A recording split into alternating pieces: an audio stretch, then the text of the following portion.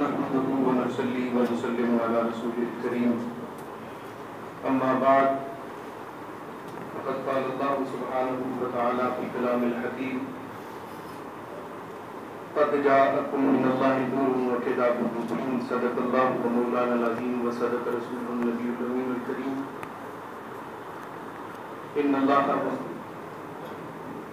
إن الله وملائكته يصلون على النبي يا أيها الذين آمنوا صلوا عليه وسلموا تسليما اللهم صل على سيدنا ومولانا محمد عبدك ورسولك وصل على جميع المؤمنين والمؤمنات والمسلمين والمسلمات أجمعين الصلاة والسلام عليك يا سيدي يا رسول الله وعلى آلك وأصحابك يا سيدي يا حبيب الله. نہ پشت و کلیسا سے کام ہمیں، نہ در غیب نہ بیت حرم سے غرض، کہ ازل سے ہمارے سجدوں کو رہی تیرے ہی نقش قدم سے غرض. جو تو مہر ہے تو ذرہ ہم ہیں، جو تو بہر ہے تو قطرہ ہم ہیں، جو تو ہے صورت آئینہ ہمیں تم سے غرض تمہیں ہم سے غرض. نہ نشاط وصل نہ ہجر کا غم، نہ خیال بہار نہ خوف خزاں، نہ صبر کا خطرہ نہ شوق ارم، نہ ستم سے حذر نہ کرم سے غرض. رکھا کوچے عشق میں جس نے قدم، ہوا حضرت عشق کا اس پہ کرم. اسے آپ سے بھی سروکار نہیں، اپنے آپ سے اسے آپ سے بھی سروکار نہیں، جو غرض ہے تو بس اپنے سلم سے غرض. تیری یادیں ہوں دل بے دم ہو، دل بے دم ہو تیری یادیں ہوں، بے دم کو رہے تیرے غم سے غرض، تیرے غم کو رہے بے دم سے غرض. میرے مجلس جناب افتخار محمد چودھری صاحب، سابق chief justice of Pakistan, Nausha بزم امروز، ادیب نفس گو، فصیح اللسان، بلیغ الجناب، برادر اکبر جناب تفاخر محمود گوندل صاحب، و دیگر مہمان آئے خصوصی و اعدادی مع الکعبات جلیلہ و مناسب رفیہ، خمخانہ ادب کے دیگر شعراء، آج کی یہ بدم سعید تجلیات رسالت علی صاحبہا الفحیات، جس عرف عام میں آپ صلی اللہ علیہ وسلم کہہ دیتے ہیں، صلی اللہ علیہ وسلم کی تقریب پذیرائی انعقاد پذیر ہے اور اپنی مراحل کو طے کرتے ہوئے انجام پذیر ہے. ابتدا میں مجھے مقدمہ تمہیدیہ کی اجازت دیجیے اور میرے ساتھ دم بقدم رہیے. میں انشاءاللہ العزیز کوشش کروں گا کہ میں اس مختصر سے وقت میں اتنی وسیع اور مضمون کو اور وسیع مضمون کو نبھا پاؤں. ادب ادب یادب ادبن سے ہے. بنیادی طور پر ادب کا معنی ہے بلانا. عربی کہتے ہیں لِأَنَّهُ يَعْدِبُ النَّاسَ إِلَى الْمَحَامِدِ، لوگوں کو چونکہ ادب اچھائیوں کی طرف بلاتا ہے اس لیے ادب کو ادب کہتے ہیں. پھر ادب کی دو قسمیں ہیں بنیادی طور پر، ادب کسبی اور ادب وحبی. ادب کسبی وہ ادب ہے کہ جو اساتذہ کے سامنے زانوئے تلمس طے کرنے کے بعد ہو اور بڑی کوشش اور قد و کاوش کے بعد اسے حاصل کیا جائے، اسے ادب کسبی کہتے ہیں کیونکہ اس کا تعلق کسب یعنی کمانے کے ساتھ. دوسرا ادب ادب نفسی ہے جسے ادب وحبی بھی کہتے ہیں، اور یہ محبوب من اللہ ہوتا ہے. محبوب من اللہ ہونے کا مطلب یہ ہے کہ جس شخص کو اللہ تعالیٰ فطرت سلیم سے نوازتا ہے اس کے پاس ادب نفسی کی دولت موجود ہوتی ہے. اگر مجھے اجازت دیجیے تو میں ایک جملے میں اس بات کو ختم کرنا چاہتا ہوں. میں نے یہ مقدمہ اس لیے بیان کیا ہے کہ ادب کسبی والے جب ان کی کوئی ادبی شاہکار شاہکارہ سامنے آتا ہے تو اس کے اندر مغلقات ہوتے ہیں، اس کے اندر تصنع ہوتا ہے، اس کے اندر بندشیں ہوتی ہیں جنہیں ہم تنافر حروف اور کلمات سے تعبیر کرتے ہیں. لیکن رب نے جن کو فطرت سلیمہ سے مالا مال کر رکھا ہے انہیں ملکہ کی دولت سے نوازتا ہے. اور ملکہ کیا ہے؟ ہی کیفیت راسخۃ فی القلب، اس کے لیے کسی استاد کے سامنے زانوے تلمس طے کرنے کی ضرورت نہیں. خود ہی اللہ نے دل کے اندر ایک ایسی قوت فیصلہ، قوت ادراک، وجدان دے رکھی ہے کہ جو سزا کا بھی خود خیال رکھتی ہے، الفاظ کو بھی خود موزون کرتی ہے. کسی استاد سے اصلاح لینے کی ضرورت پیش نہیں آتی. ان کو ادب نفسی والے کہتے ہیں. اور یقین جانیے،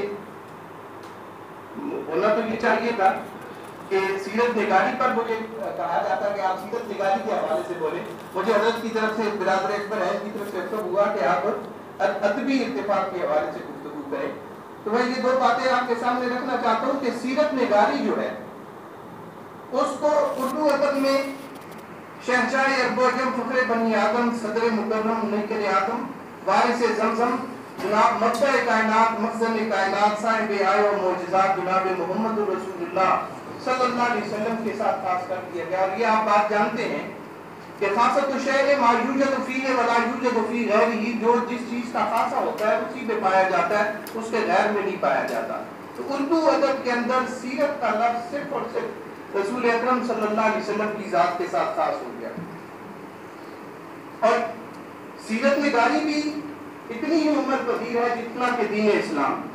سب سے پہلے صحابہ نے اپنے انداز میں سیرت نگاری کی، کیونکہ رسول اللہ صلی اللہ علیہ وسلم کے طور، فعل اور عمل کو، جس کو ہم حدیث اور سنت کہتے ہیں، یہ بھی ایک سنت سیرت نگاری کا سب سے عمدہ ترین پہلو ہے. یہ قرن بقرن چلتا رہا، تابعین تبع تابعین اتباع تابعین، اور یہ آج تک ہمارے زمانے میں قرن بقرن، صدر و صدر، سینہ بسینہ آج تک موجود ہے.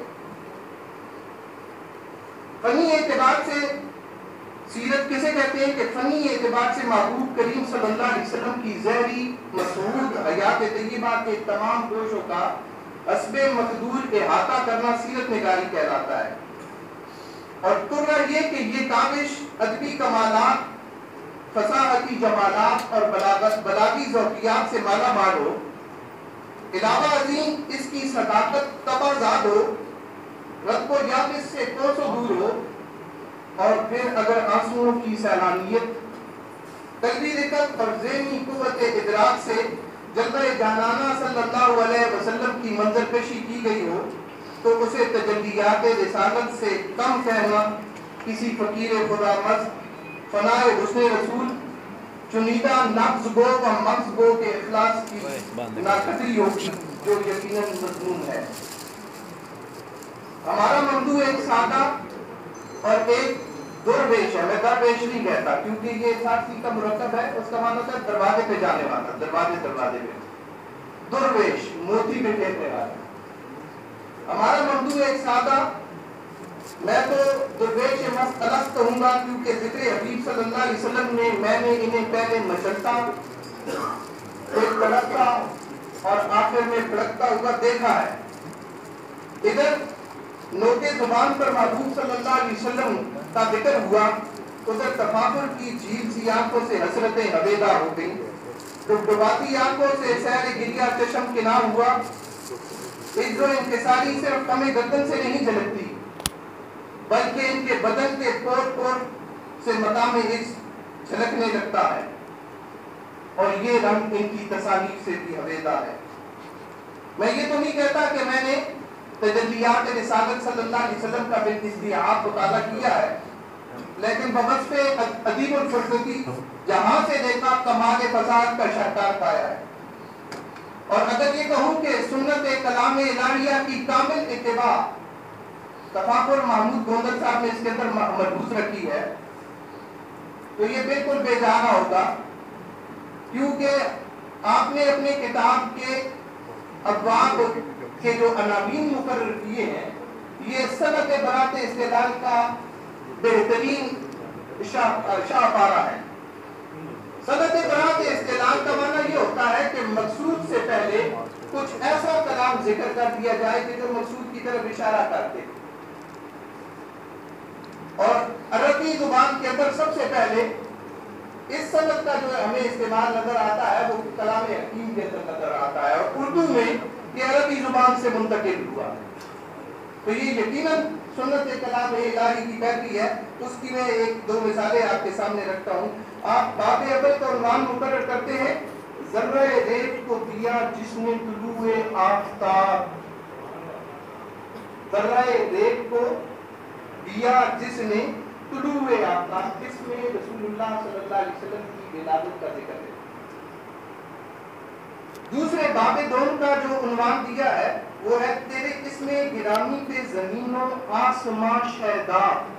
اس باب کے اندر رسول اللہ صلی اللہ علیہ وسلم کی تسمیہ کا ذکر ہے، یعنی کہ رسول اللہ صلی اللہ علیہ وسلم کا نام محمد اور احمد کب اور کیسے اور کہاں تجویز کیا اور کس نے تجویز کیا، اس بات میں اس چیز کا ذکر. اور آخری بات تک اگر آپ یہ دیکھیں کہ بڑی مشکل بات ہوتی ہے اس راستے کے راہی اس کو بقدرے بہت اچھے طریقے سے جانتے ہیں کہ یہ بہت مشکل اور بہت ہی وسیع راستہ ہے اور آخر تک اس کو نبھانا یہ بہت مشکل نظر آتا ہے. اور اس میں ایک اور سند مراعات النظیر کا بڑی خوبصورتی سے استعمال کیا.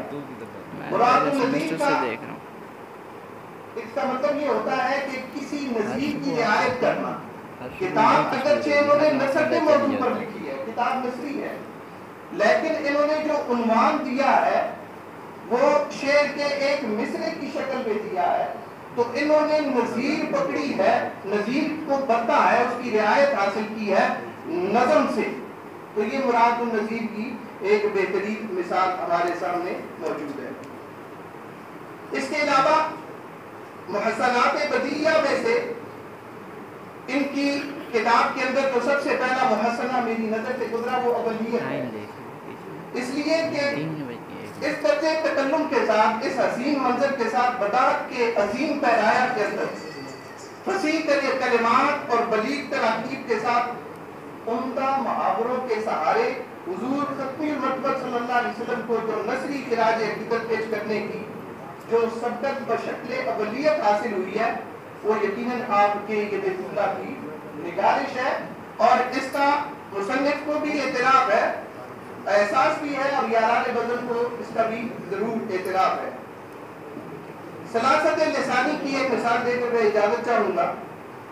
محسنات بدیعہ میں سے میں نے ان کے مضامین کے اندر جو چیز سب سے مجھے عمدہ اور پسند آئی وہ سلاست لسانی ہے، جو بدایت تا نہایت مصنف کی رفیق طریق رہی ہے. اور سلاست لسانی کا مطلب یہ ہے کہ کلام کا تنافر حروف سے پاک ہونا. تنافر حروف کسے کہتے ہیں؟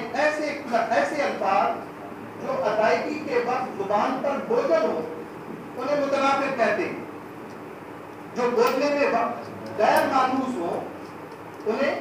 اور ہوتا یوں ہے کہ جب انسان لفاظی کرتا ہے، تراکیب کی بندش کرتا ہے، تو عموماً جب الفاظ کا دامن تنگ پڑنے لگتا ہے تو انسان تنافر حروف کا سہارا لیتا ہے. لیکن جو ادیب ادب وہابی کی دولت سے مالامال ہے وہ کبھی بھی اس بندش کا شکار نہیں ہوتے.